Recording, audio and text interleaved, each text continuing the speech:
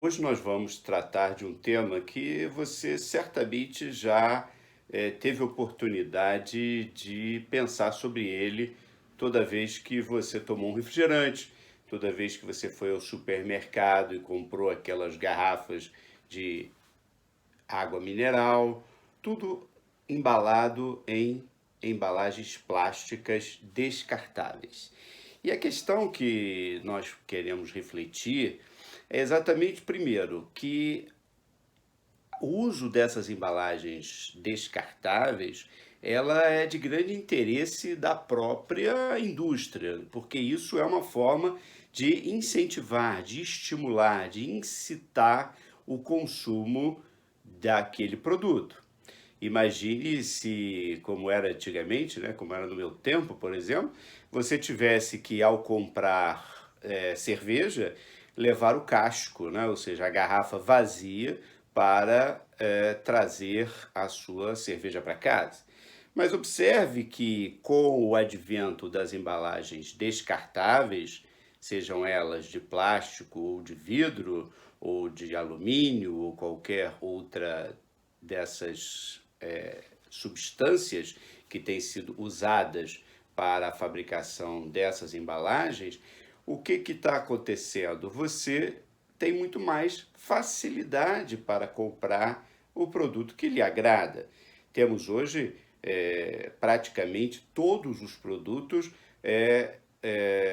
oferecidos nos supermercados em embalagens descartáveis, embalagens que podem não voltar a ser utilizadas.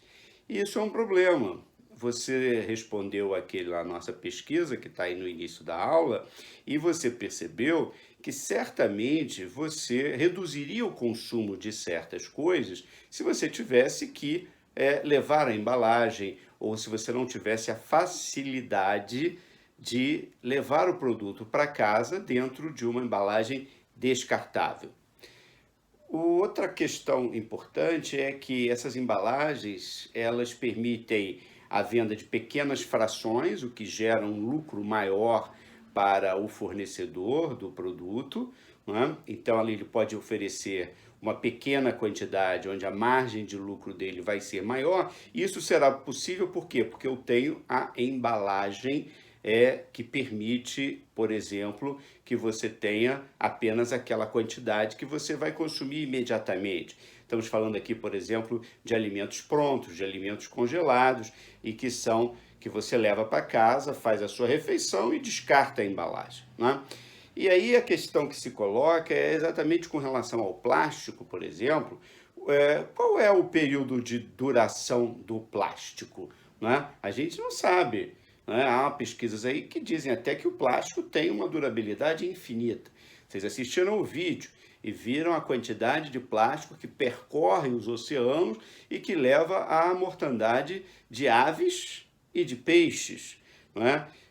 Recentemente tivemos notícias nos jornais de peixes que foram capturados com enorme quantidade de plástico dentro do estômago, né? E animais, como esses pássaros que vocês viram no filme, que tinham quase a metade do seu peso com plástico dentro do estômago, ou seja, esse plástico circulou pelo mundo. Então, a questão que nos traz a reflexão é exatamente o que nós podemos fazer. Sei que cada um preparou o seu projeto para tentar ajudar nessa questão da reciclagem. Certamente vocês sabem que apenas uma pequena parcela do plástico acaba sendo reciclado, porque não há sequer condições, e a cadeia econômica também, se todo o plástico for reciclado, a produção nova, como é que fica, não é? Com as fábricas, então você não pode reciclar toda a quantidade, também há um limite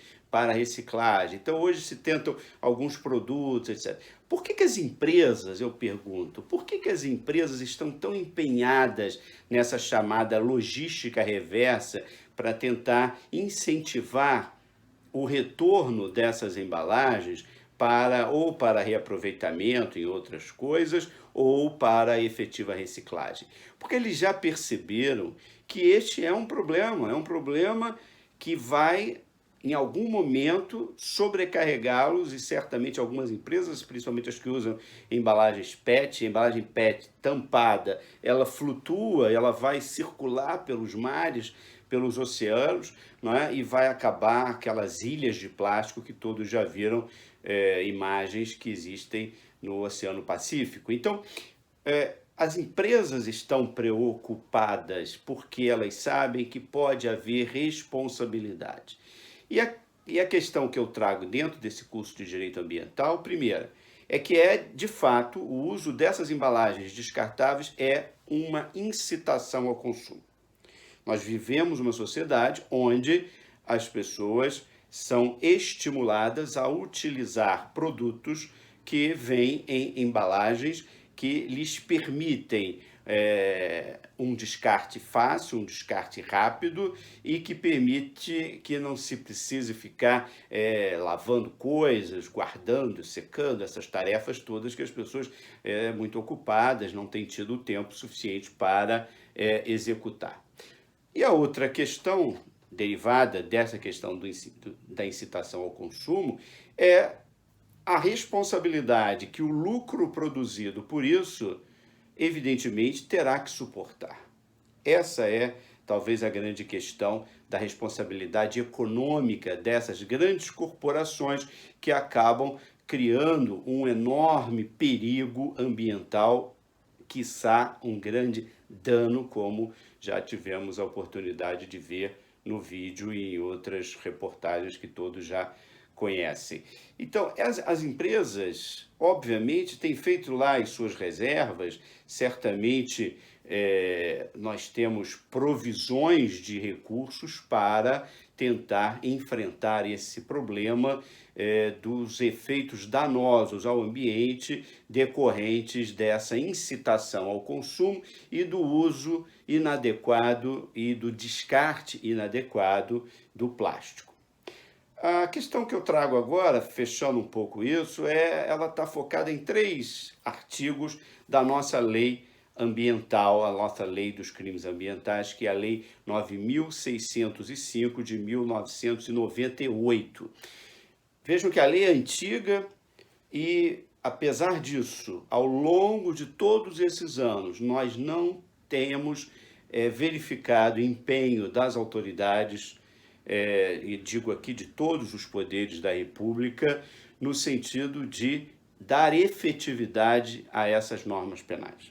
Lamentavelmente, a lei dos crimes ambientais não mereceu, por parte dos agentes policiais, do próprio Ministério Público, do próprio Judiciário, enfim, dos órgãos do Executivo incumbidos da preservação ambiental, do devido aparelhamento. Não adianta vocês sabem que fazer uma lei e simplesmente o papel aceita tudo, se não houver condições de que as pessoas sejam dotadas de condições para cumprir e fazer cumprir as leis, isso tudo acaba se transformando em mero registro burocrático, não é? A questão fica no papel.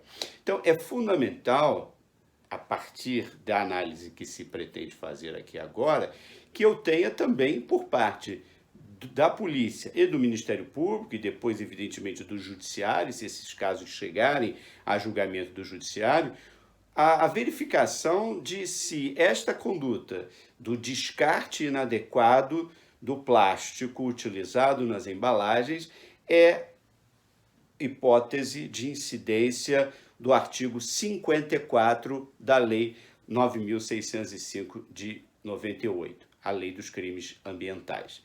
Então, o artigo 54 ele vai falar do crime de poluição. Então, o causar a poluição capaz de, né, então, de matar animais, de causar extinção da flora, eu tenho ali uma conduta que, evidentemente, é produzida, ou seja, esta poluição decorrente do descarte inadequado dos resíduos sólidos, eu diria de todos os resíduos sólidos, mas eu quero focar aqui na questão do plástico e nas embalagens plásticas, é, a meu ver, caracterizadora da hipótese de incidência do artigo 54 da Lei 9.605 de 98. E eu chamo a atenção ainda que o artigo 33 fala também do rejeito, do descarte de rejeitos sólidos capazes de produzir mortandade de animais. Então, dependendo da situação, se for identificado exatamente qual foi o causador da poluição e identificado que este produtor, este fornecedor de produto, não adotou medidas para a reciclagem ou para o tratamento adequado desse resíduo sólido, evidentemente, identificada a origem da embalagem, eu posso fazer valer o artigo 3º da Lei 9.605 de 98, que trata de quê? Da responsabilidade penal da pessoa jurídica. A pessoa jurídica e as pessoas físicas responsáveis pelo dano ambiental, poluição em primeiro lugar, do artigo 54, são responsáveis penalmente, isoladamente, pelo crime cometido. Essa reflexão é importante. Pensem sobre isso. A responsabilidade penal da pessoa jurídica, inovação trazida para o sistema penal brasileiro pela Lei dos Crimes Ambientais, precisa ter eficácia. Hoje nós não temos, apesar de derramamentos de óleo e outras tantas hipóteses de incidência que poderiam levar à existência de uma punição para as pessoas jurídicas, porque elas estão claramente identificadas, os processos não acontecem. Não há um indiciamento adequado, porque o sistema não está aparelhado, se discute como é que seria a responsabilidade, como é que funcionaria esse sistema de culpabilidade para a pessoa jurídica. É muito simples, é um sistema de responsabilidade penal. O dolo está na conduta do cidadão, da pessoa física que usou inadequadamente a embalagem, que descartou inadequadamente a embalagem. E isso foi parar no oceano. E é como eu chego à pessoa jurídica?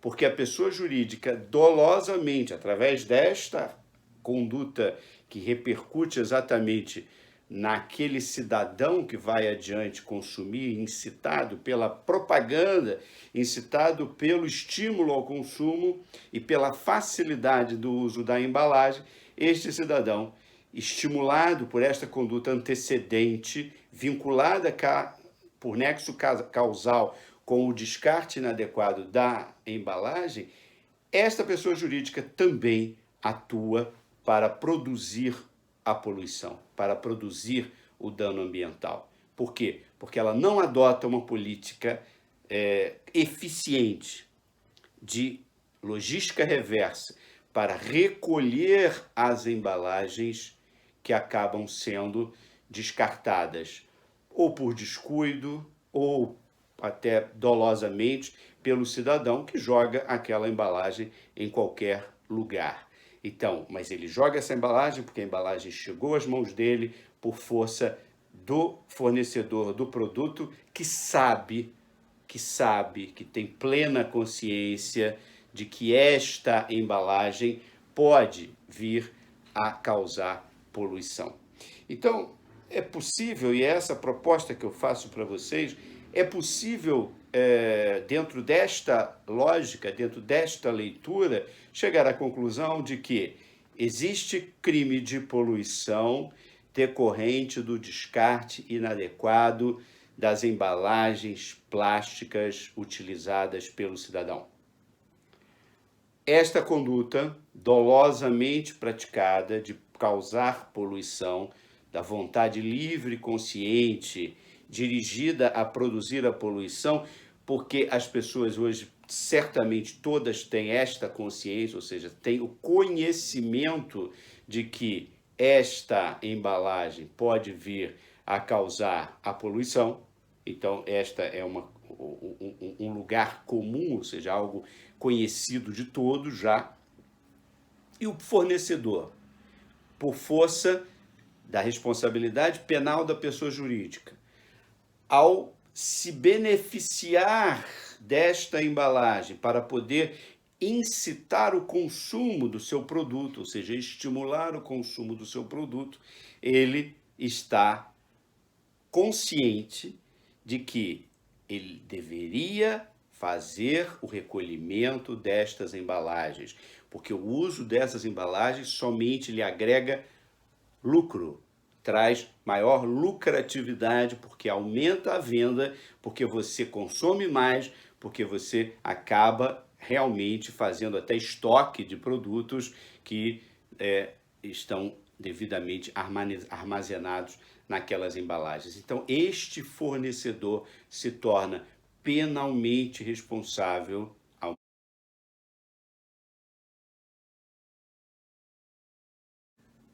Estamos encerrando esta aula do nosso curso de Direito Penal Ambiental.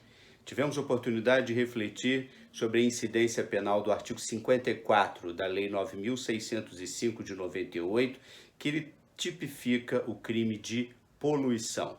E a proposta que fizemos nesta aula hoje para a reflexão dos senhores e para que vocês possam elaborar um plano de trabalho é a possibilidade da responsabilidade penal das pessoas jurídicas fornecedoras de produtos que utilizam as embalagens plásticas como meio de aumentarem os seus lucros e de incitarem o consumo dos seus produtos.